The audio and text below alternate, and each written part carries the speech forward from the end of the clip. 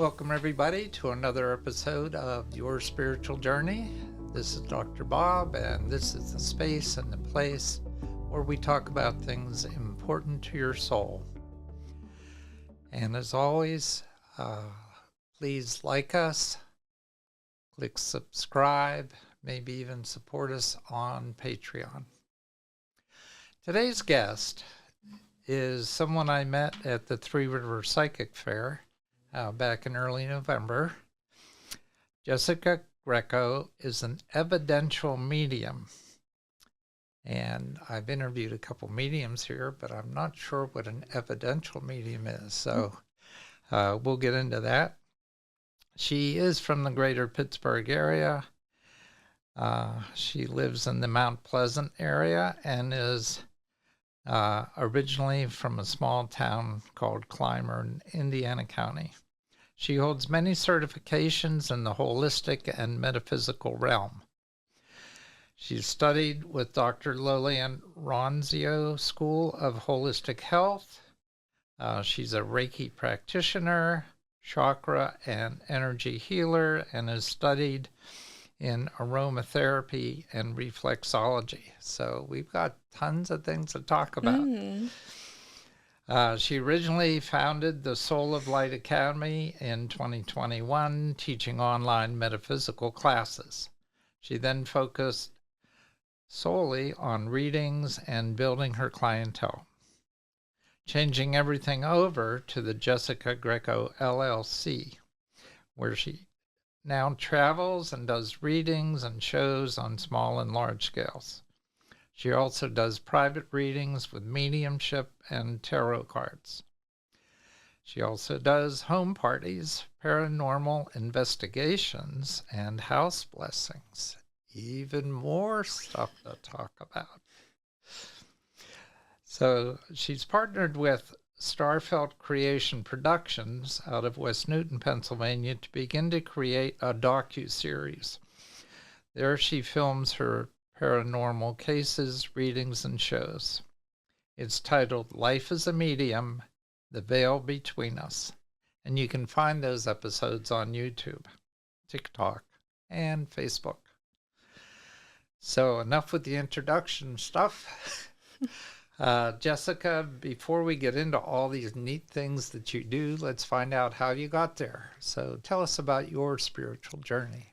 Yeah, so basically this all started when I was a child. The earliest time that I can really go back to, which I don't really remember, but my mom tells me about it. I was 3 or 4, and I could fluently speak already. And I was just looking out the window, and she goes back and she tells me I just turn around and start telling her, speaking like I was an adult, clear as day, this full story about me marrying this man, getting a divorce, and then marrying this other man. And it's those are things that a 3 and 4-year-old child should not even know about. And she's just like, well, what are you talking about? What is this? And she said it was just the most strangest thing. So to this day, I wonder, was I picking up on stuff that's going to be happening in my life this time around, or was it a past life thing? It was just the most craziest thing. And then probably when I was 10 years old, my grandfather passed away. And as each of my grandparents passed away, I knew seconds beforehand. The one I really remember, I was sleeping on the recliner because I was afraid of the dark because I would see ghosts. And I'm like, what are these things? And my mom's like, it's just the dark, you're fine. It's your imagination. So she was sleeping in the living room with me because I was too afraid. And all of a sudden, it was 3 a.m. I woke up dead out of my sleep, and I start panicking. I look all around, and I heard spirit, what I know now to be spirit, said, your grandfather died. And I just knew. And I look in the corner, and I see this apparition. But then I didn't know what it was. I thought it was a ghost. I'm like, oh my goodness. And I just knew that he passed. A couple seconds later, I jumped up, turned on the lights, and the phone rang, and it was my cousin.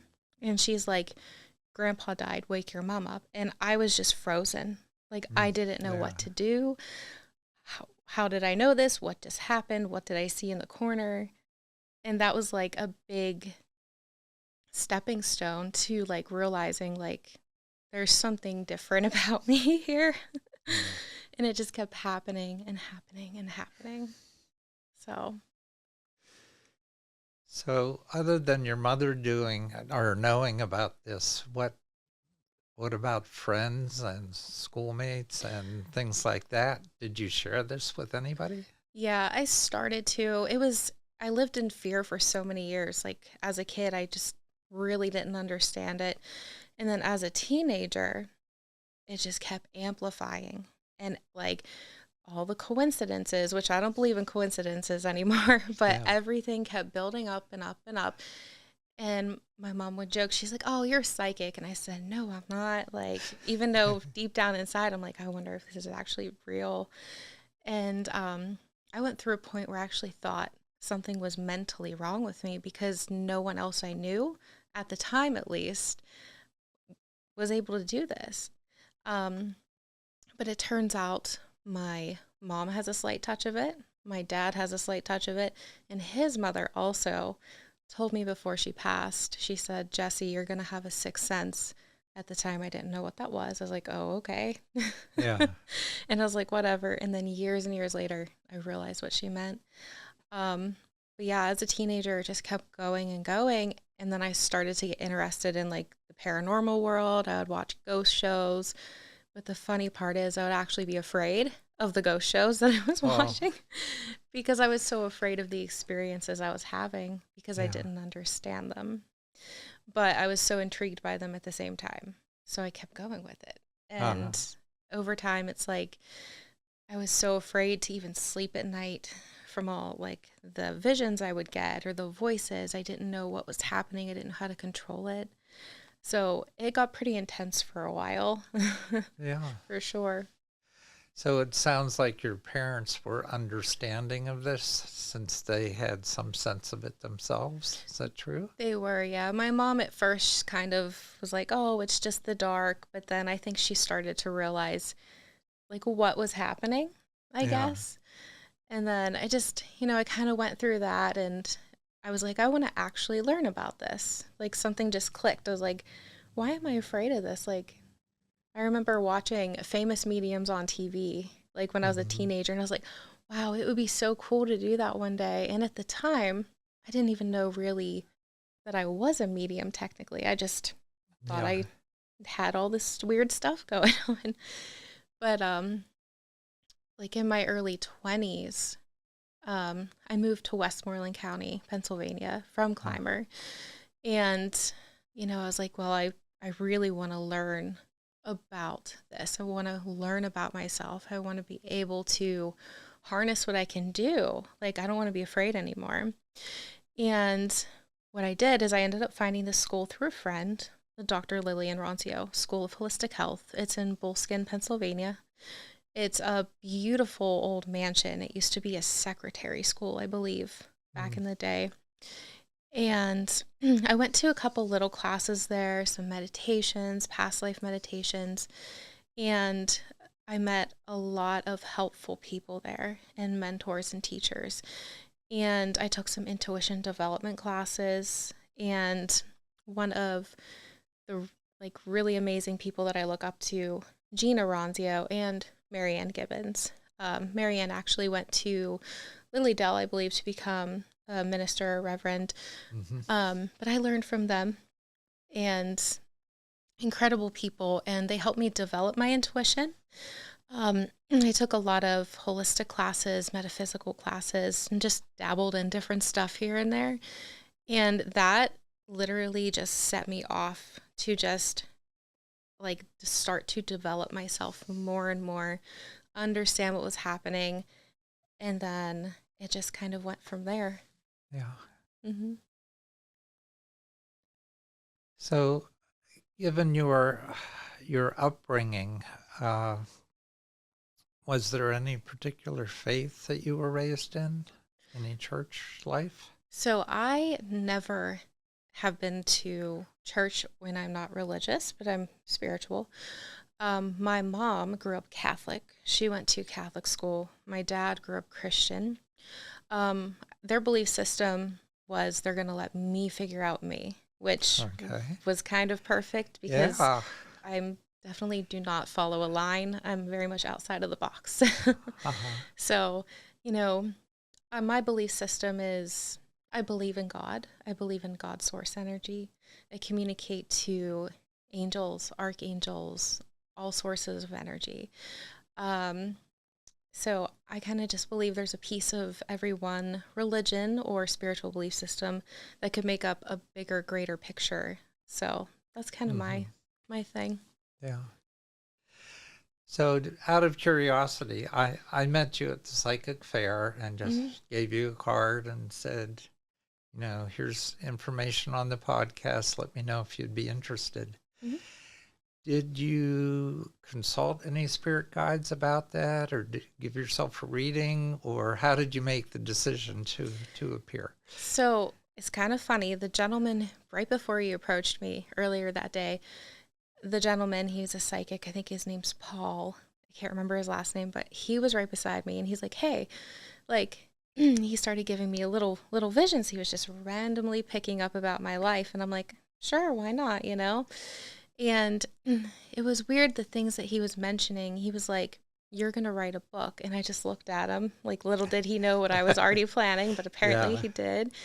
And then he's like, you're going to end up talking to people and you're going to be doing things. People are going to be approaching you. And I'm just like, and then you showed up later in the day. And I'm like, okay, well, I'm going to check him out and then we're just going to do it. So yeah, I didn't really consult spirit, but it was just like, well, that's a sign. Yeah. So. All right. So you're working on a book? I want to start, yeah. My problem is I don't have that much patience to sit down and write. But I want to. Multiple people have suggested it, and I've been thinking about it for years, actually. Yeah. So. Let me recommend a book. It's called The Artist's Way, and it will help you pull those things together that you want to do as a book. It's not real thick. It's meant to be digested in 12 different lessons. And it's kind of a workbook that you go through to... The Artist Way? Yeah. Okay. It's been around for over 30 years. But it's a good way to pull that creativity out of you and to get you started writing. So I'll have to check just gonna throw that out there. Yeah. Okay, let me get to some of these interesting things in your bio. Sure. First of all, what is an evidential medium? So, evidential medium, I basically will give the person I'm reading evidence of who I'm connecting to. So, as my mediumship developed over the years, I get solid evidence where I'll start to read the client and then I'll pull spirit forward. Just for an example, say a grandmother energy is stepping forward. Okay, and I'm starting to describe what she looked like, maybe something she wore, and then spirit will take me through their passing and I will feel that energy in my body. So me being able to give, okay, I'm getting severe heart issues with this individual, or was there an injury or a scar at the knee?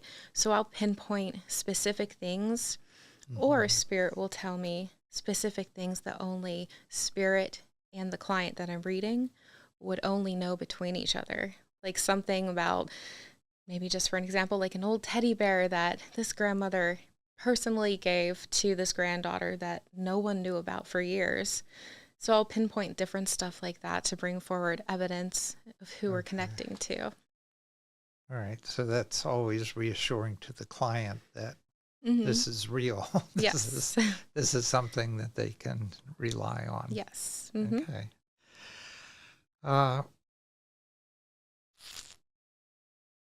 Okay, you explained a bit about this School of Holistic Health.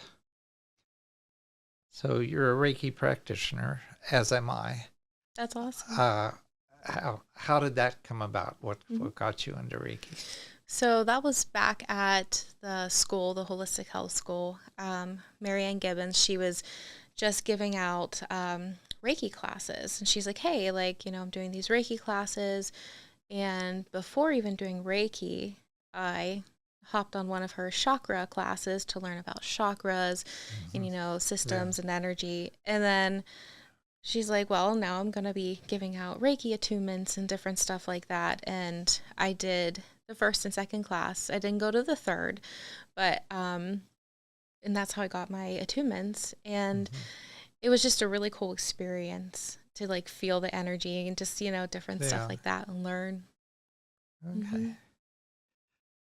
Mm-hmm. So have you been doing Reiki as a practitioner then? I used to. I did probably like from 2018 to 2021. I actually worked at a wellness center in Connellsville, Pennsylvania, and it was called Serenity Hill Counseling and Wellness. That's when I first started doing um, readings for the public, like in a public setting. I had my little own office. I Mm-hmm. did readings. I did Reiki, chakra healing. And just different crystal healings, different stuff like that. So that's kind of when I was doing it. Now I just kind of do it for myself or for like a loved Yeah. one if they need it, but I don't really do it for clients anymore. Right. Mm-hmm. Okay. Uh, Aromatherapy and reflexology. Now, reflexology, I'm pretty aware of, Mm-hmm. and how that works. Uh, the the audience may not be, so I'm going to ask you about those two things. Yeah. Aromatherapy, I'm not sure about now. I've been into sound therapy, Oh, okay. and Yeah. I have an idea of what that is. So that's auditory. So obviously, aromatherapy is Mm-hmm. a different sense. Yes. Yes. So, how do you do aromatherapy for somebody? So What's the experience? So those are things that I just kind of dabbled in personally, and I did take classes on, but I never fully like went and got full certifications for, but I did them for Okay. myself and just different stuff like that. But aromatherapy is like using essential oils. So, Mm-hmm. it can get into the system quick if you smell it. Not all essential oils you can take, Yeah, right. with like putting in your system by swallowing, but some you can, but basically it can help calm you. It can like help with different things with your body. It can help realign energy, just all kinds of different stuff like that. And then reflexology is just kind of helping, which I've actually had done a couple times. Mm-hmm. And it kind of helps like realign your body energetically as well. And you can do it on your hands, you can do it on your feet, um, all kinds of different stuff like that. But personally, that one's not for me, but I did like Yeah. learn about it for a while, like a couple years ago. So, Okay. hmm I I love reflexology. In fact, I'm setting up an appointment with a friend who does reflexology because I haven't had any done in over a year, and I thought, okay, it's time. yeah, I'm gonna that's treat awesome. myself. Yeah. Yes, yes. It's nice when you get it done. And the aromatherapy and the essential oils, I just recently learned, actually from the same person who does the reflexology. I recently had surgery for skin cancers, Mm-hmm. and they weren't major. It was basal stuff. Uh, but she said that frankincense is something that she's used, and it can heal skin cancers. Mm-hmm. And that frankincense is one of those oils that you can take internally too. Mm-hmm. Not in large doses, but Yeah, yeah. Like I know a lot of different oils and like herbs and stuff like that can help with so much. Actually, before I came here, I have my own lavender herbs, like the actual herb flower, dried herbs, Mm-hmm. and I put it in like vegan capsules and I take it. It helps calm the nervous system and different stuff like that. So, yeah. You weren't nervous about being here, were you? No, Okay. I usually take like 2 a day. So Yeah. I need it. Okay. Yeah. Okay. Well, that's good to know. All right. This deal with Starfelt Creation Productions and the filming that's going on, how did that come about? So, my friend Jessica, her name's Jess too. Oh, She lives in West Newton, Pennsylvania, and she's like an artist. She creates her own oracle decks. She'll draw them. She's also a medium, but she doesn't do it like I do it. She does it more so just, for herself or if yeah. anybody needs it. Um, and she's like a jack of all trades essentially, and she like is into photography and editing and producing, and she also has her own band that she's played with some really big name artists. And she's like, well, I kind of want to put together this little docu-series, and like she's like, it would be fun if we started to like do this for you. And it started out with just one camera and her Mm-hmm. following me around, and Yeah. then it started to excel, like then she like had 2 cameras, or we have other people come and help at my shows, and it's turned into something cool. So she ends up following me around to different locations with this paranormal team I work with, or to my shows and readings, like any fun adventures like that. And then we'll kind of splice together stuff and like make little mini docu-series, and just to kind of like show what I do, and like I guess let people know that I don't know, that like evidential mediums are out there, and like Yeah. that's something I really like love to show. So Hmm. So you talk about a paranormal team. mhm.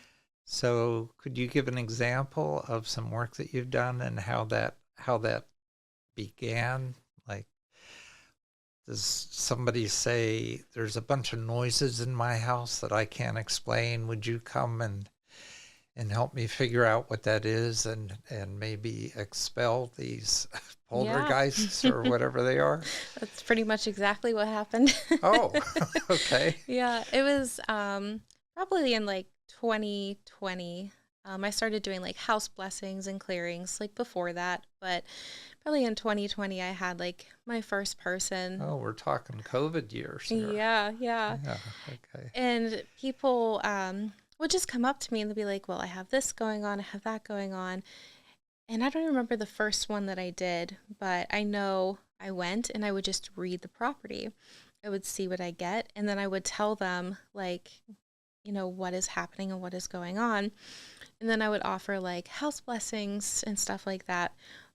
Most of the time, people are very intuitive and they don't know it. So they're like, Jess, something is walking around. I'm hearing footsteps. I'm scared. Most of the time, they're just intuitive and they're connecting, or it's their mother or their sister or their grandfather coming through in spirit trying to get their attention, or it's just a spirit of the house that previously resided there. Maybe they're mischievous, or maybe lower vibrational. And a lot of people will think, no, this is something darker. And then I go in, I'm like, no, this is, XYZ. Yeah. It's actually like you're intuitive. You're picking this stuff up. They're trying to get your attention. So a lot of people get a little scared about that. But with the paranormal team, I kind of just posted that I was looking to work with the paranormal team because it would be nice for me to, go in and read locations and them to try to get actual solid evidence like on their equipment. Yeah. So I hooked up with, they're called PSST. I can never say their full name. I mess it up, but they are from the Irwin area, and I've been working with them since summertime. Our first case together was at Joe Miller's coffee shop in Jeannette, Pennsylvania, and I never met them before that. I just had phone conversations with them, Oh, and I met them there, and it was really good. Like, we all worked really well together. They set up the equipment. I stayed outside until it was time to go in because I didn't want to be picking up anything until it was time. And that was actually the first paranormal case that we filmed for the docuseries as well that night. And keep in mind, this is the first time I met this paranormal team. Heather and John, they're married. They run it. And I know nothing about them. We're sitting in a room and spirits start singing to me their wedding song. I didn't know this was their wedding song. It was so strange. And I start picking up all this stuff, and we actually caught it on video and everything. And John, one of the owners of the paranormal team, he kind of looks over and he's like, his eyes get real wide and they're like, that's our wedding song. And I'm like, oh. It was wild. It was so cool. But they're really, really awesome people, and they are legitimate. They take their work seriously. We try to debunk things. We've also done the Greatville Fire Department, and I think Jeanette, Pennsylvania as well recently. And we also did a private confidential home case in Trafford, Pennsylvania as well. That was dealing with a little bit of darker energies with a family, but that was also a very, very interesting case. So when your friend Jess is filming, does she have the equipment to film in the dark? Yeah, so John and Heather, they have the equipment to film in the dark, so they'll actually help. Okay. Jess, she has like just the regular equipment, but no, like, I don't know what the technical word is for it, but no equipment to film in the dark. But Heather and John, when they do the paranormal stuff, they do that part. So okay, so if people go on to YouTube and check out Life as a Medium, The Veil Between Us, they can find these episodes? Yes, yep. And there's only, I think, 2 or 3 out right now. So yeah, we're like filming them this year and then going to continue. That's pretty exciting. It is. Yeah. Yes. Okay, I'm thinking, well, I have a couple questions. One, just being here in this space, are you picking anything up? Not really, but when I was out in the lobby, there was like a person who passed too soon coming forward. So, I mean, I kind of just stood there. Obviously, I didn't say anything to anyone, but okay. Yeah, I just kind of started picking up I feel like it was like a female energy who passed too soon. They were showing me like the timeline and her presence was out there. So I don't know who that was for, but whoever it is, like they're around that person. It's for someone out there. All right. Okay. I know that you brought a deck of cards with you. Yeah. Do you want me to pull you some cards?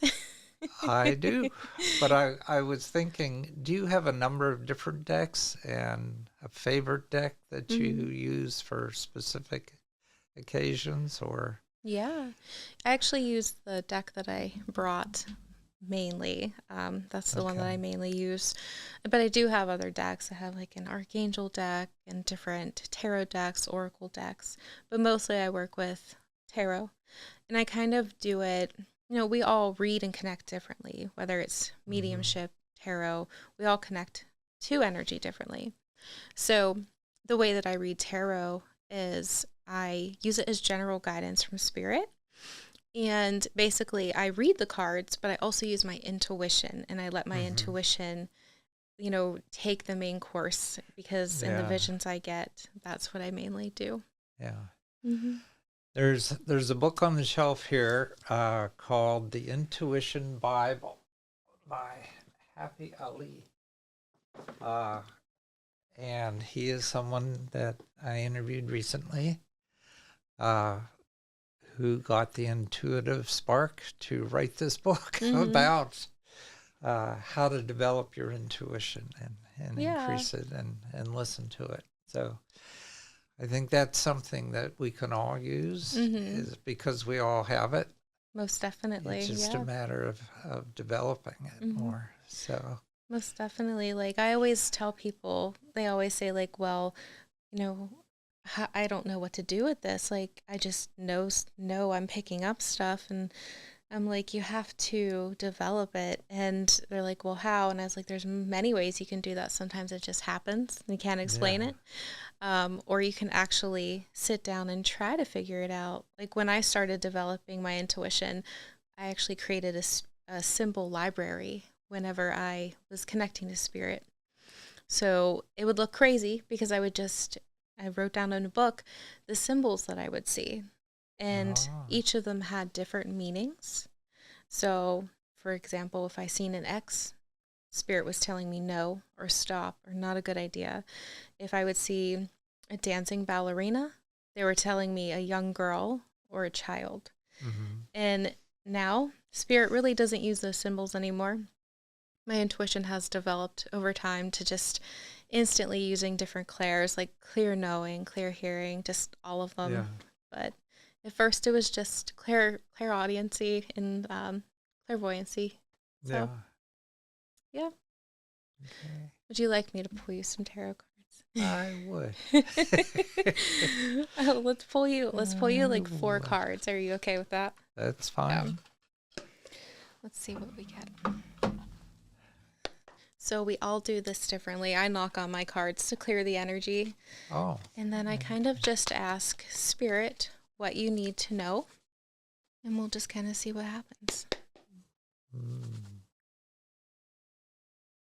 So let's see.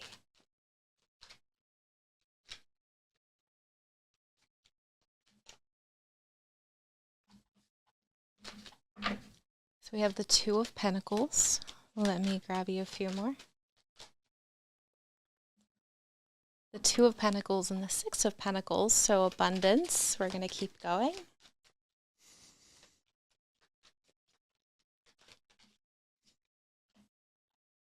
You got all really good cards so far.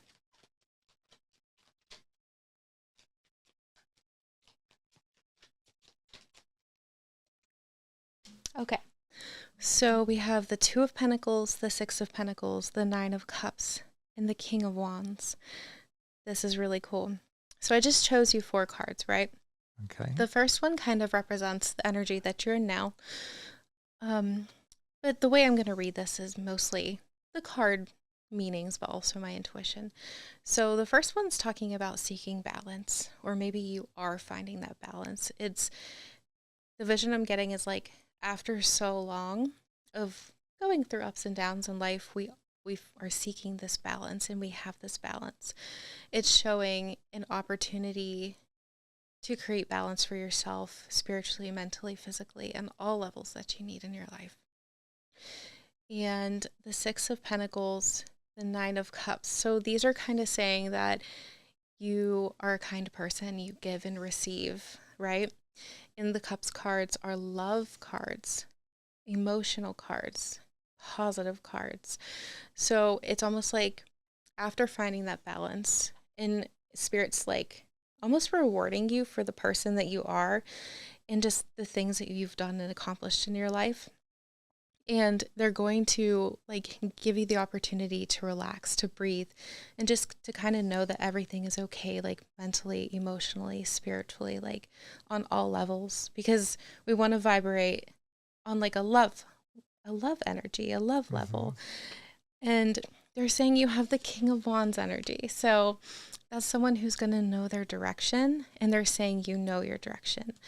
Even whenever, like the vision I'm getting is like someone standing in like a stormy sea. So it's like even when we feel like we're in a stormy sea or a never-ending situation, you have that king energy to kind of persevere through what you need to, and you know your direction and you know your path. So that's just kind of what I picked up. So just I feel like you have the balance that you need, and you're going to keep moving forward with abundance and love. So yeah. Boy, do I feel good. I mean, they were really positive cards, so Yeah. yeah. Well, it's something that I try to use this podcast for. knowing that there's not only chaos all around us right now, but that it's on the increase, Mm-hmm. just vibrational, Yes. knowing what the earth is going through and the ascension process that humanity is going through, that these are very turbulent times. So I've made it a point to use this podcast as a way for people to find some peace and some centering, and really help them get grounded. So that's my purpose, Yeah. I guess. And as the King of Wands told you, I have a good sense of that purpose and where I'm headed. So thank you for that. You're welcome. Yeah. Affirmation is always good. Yes. Yes. So I'm looking at our time, and just making sure that we've got more time to talk, because I just find all of these things just so interesting. So the Soul of Light Academy and teaching metaphysical classes, where and when and how do you do that, and how do people find out about it? So I used to do that. That was a business that I created in 2021. It was called the Soul of Light Academy. And I did online classes. So I would pre-record them and do live ones. And I would teach people basically, like, I would do crystal classes. I would do a mediumship development class. I did a psychic development, like 101, like, a short version. I also did how to feel energy, like with your hand chakras, all that fun stuff. So I would kind of do those online. And I also sold crystals and different stuff like that on the side. But I don't do that anymore, because the only reason I feel as if I did the classes is because I was too afraid to step into the mediumship fully. And so I'm like, I really want to do this, but I want to wait until I'm ready. And then back whenever I would first start doing readings, I did them all my life, but since 2018, really professionally. And whenever I would start, I would be so afraid before I would read people back then. I would take like an hour before I would call the client and write all of the reading down, like every single vision, because I was so afraid of failing. And that was the person that I was, because I was so afraid, like, what if, like, I was doubting everything. I was like, and I would write down names and everything, and it would be correct. And then I would be done with the phone call, and I'm like, why don't I trust myself to do this? Like, everything is right. So over the years, like, I stopped doing that. And then nowadays, like, instantly I'll just call someone. I'll take, 5 minutes to ground my energy. I'll sit there. I'll listen to some, flute music or meditation music in the background, burn some sage. And it's like instantly, like, I have my rhythm. I, do my little introduction. I tell them what's going to be happening, if they have any questions, and boom, boom, boom, boom. There's the reading, like, live. Like, you have to learn to trust yourself. Like, back whenever you were talking about aiding people in developing their intuition, they have to learn to trust themselves. When you have doubt, it's going to hold you back. When you have fear, it's going to hold you back. But fear is natural to have. It helps us build and grow and learn about ourselves. But you can't hold on to it, and you can't stay in that space forever. Because if you do, you'll always be stuck at the stop sign. Right. You have to go forward, or you have to go left. You have to go right. You have to make a move. You can't stay at the stop sign. So a lot of the times, like now, like, even whenever I started doing my big shows in front of crowds of people, I was so scared, and I still do get scared. Like, the first 5 minutes, I'm up there and I'm like, oh boy, what am I doing? Like, it just happens. Like, but it's an amazing process to have gone from such a fearful girl, not understanding or attempting to understand and growing, to watching my mediumship develop over the years. And Yeah. now I just go up there and it's like my second nature. It's who I am. It's what I do. So, Okay. So yeah. what happens at a show? You get up on stage, and what happens? Well, most of the time I'm really afraid for a couple minutes, and I even get up there and just acknowledge me being afraid because my voice cracks a little bit, and I'm like, all right, guys, like some of my normal followers are always in the crowd. I'm like, you guys know me, like we're gonna be okay in a minute. Just let me calm down. So I have my little team that comes with me. Like I have someone at the door, someone who announces me. So I come up. Okay, so this is a team of real people. Yes, Not spirits. yes, real Okay. people. All right. Yep, Do you have real some people. spirits that always come with you More too? than likely, yes. Okay. Yeah, but real people. So I'll have like an announcer, someone at the door, and then once I'm announced, I'll come up and I'll say hello to everyone, and I'll kind of give my little thing that I give before I do readings. I'll kind of tell them, not keep them for too long, but maybe a minute or two of talking, telling them like, I've done this since I was a child. This is what I do. I hear, see, and feel spirit, and I can bring forth your loved ones. It could be old friends, old family members, sometimes even pets step forward. And I kind of just do my little thing. And then usually I start with a little grounding. Not all of the crowd participates. I always say if they feel comfortable, and I just do it for maybe 30 seconds or a minute to kind of balance myself out and them. And then I basically just start.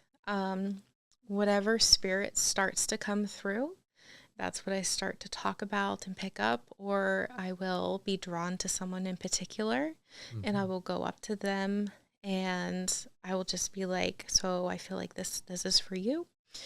And I maybe go for a minute or two trying to pull forward like evidence, and then someone will raise their hand, or that person will be like, yes, this is my grandfather. He had a horse. He lived on the farm, just like you said. Then I'll start to pinpoint like more evidence to make sure that spirit is for that person.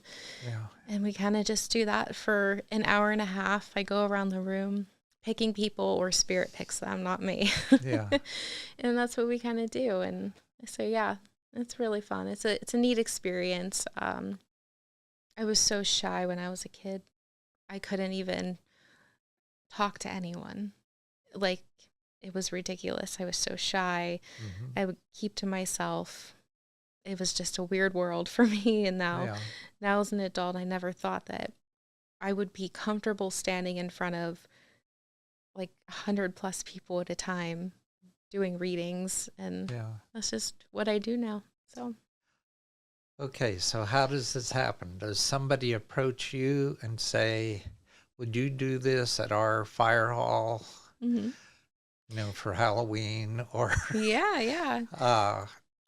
do you set some of these up yourself and say, all right, the bank account needs filled, so I'm gonna go do a show? Yeah, I actually am trying to book out my like whole entire year for next year.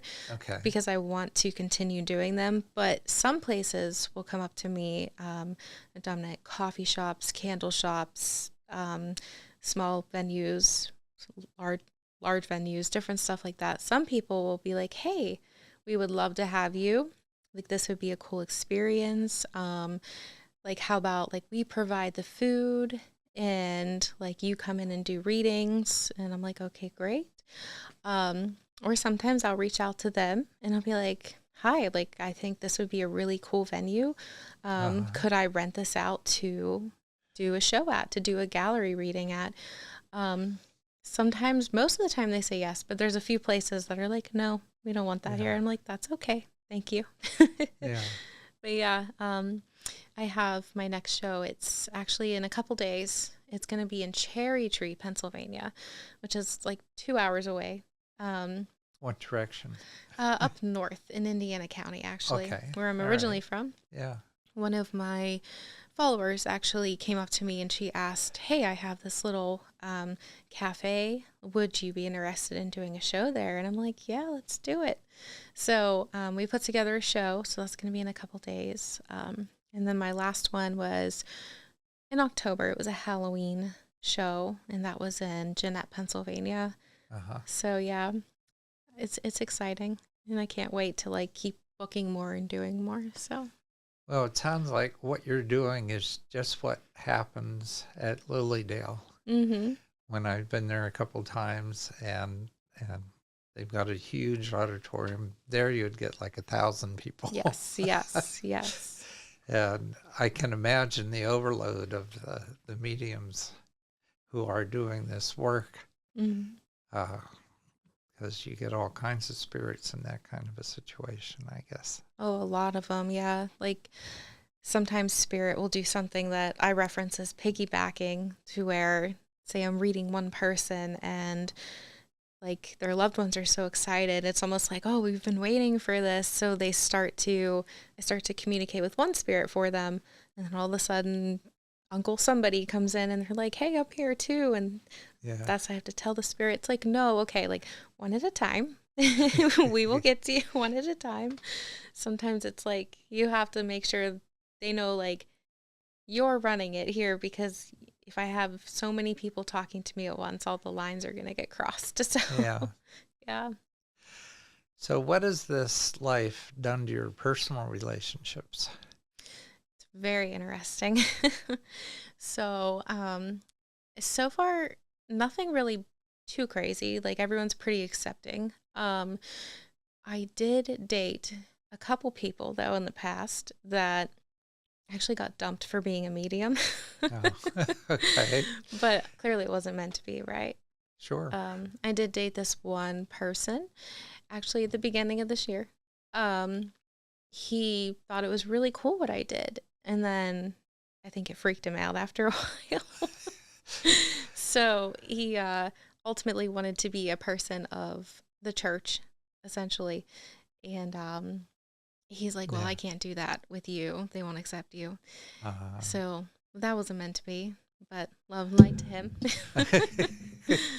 um, and I do have a significant other now, my boyfriend. And what's interesting is he is Mormon, and it's a very different world yeah. from what I do. Yeah, I had a Mormon on the show once. Yeah. Yeah, it's very different, and he's actually very accepting. I feel as if I would never force anybody to believe what I believe in. Uh-huh. I would never put my personal belief system onto anybody. Right. But I feel as if he's more spiritual because he does accept it. And I also feel as if he is psychic himself because he's practiced like energy with me and everything. But there has been some people from the church who definitely, because I don't go to church, but he does, who definitely have issues with me. Sure. So it's quite an adventure navigating it, but there's a lot of acceptance. So Yeah. a lot of acceptance. I have received hate mail before from churches, unfortunately. Not all churches are like that, obviously. Like, not saying that whatsoever. Well, church is supposed to be about love, right? Yes, exactly, Yeah, exactly. not hate. Yes, but there has been things like that that's happened to me, sent to my personal like home. But it's okay because just love and light to them. Like, we all have different understandings of life, and we're all different. We all can't be the same. Right. I'll never try to force anybody to believe me or who I am or what I do. I can just shine my light out there and hope for the best and just be me. Be true to yourself, right? Yeah, exactly. Yeah. That's all I can do. Okay. All right. At this point in the podcast, I always ask the guest if they would mind leaving our audience with a few words of wisdom. Yeah. And that would be basically whatever you'd like to leave them with. Sure. So Yeah. it's all yours. Well, words of wisdom, I would say, honestly, what I was just kind of saying, being your authentic self. So when you find your true authentic self, your life can flourish, because I know mine did. And knowing everything that I've personally been through, and knowing that we all have complex lives individually, we all have pains and traumas and, crazy mountains that we've all climbed in our lives that no one will ever know about. And it's over time you do healing, right? And we're always going to continuously do healing no matter what. It's part of the human experience. But when you get to a certain point and you learn to stand up for yourself, you learn to be true to yourself, you learn to be authentically you. I used to be afraid to tell people who I was and what I did. And now I'm just like, oh, this is me. This is what I do. Hi, nice to meet you. Like, you have to stay true to yourself. You have to be authentic. You have to be brave. You have to be bold, because that's what's going to get you to where you need to be in life. And like right now, Spirit's showing me, like, almost like the vision I had for you earlier, like a crazy wind tunnel or a storm. And it's like, you can't go around the storm. You have to go through the storm, because when you go through that storm, you are going to get to where you need to be on that other side. Because in that storm is life lessons. In that storm is finding yourself, realizing why that bad thing that you were going through happened, even though it really, really sucked. That bad thing you were going through happened for a reason, because if not, you would have never gotten to that other side to see that sunshine and that grass, and you wouldn't have been able to see the people who came and went in your life, and to be able to put you to where you need to be. So you have to always stay true to yourself and always be the most authentic person and version of yourself that you can be. I'd say that's my message. That's marvelous. Yeah. So, audience, as always, take what you've heard and incorporate that piece that resonates with you into your life. Put the rest on the shelf until you're ready to pull it down. And until next time, this has been your spiritual journey.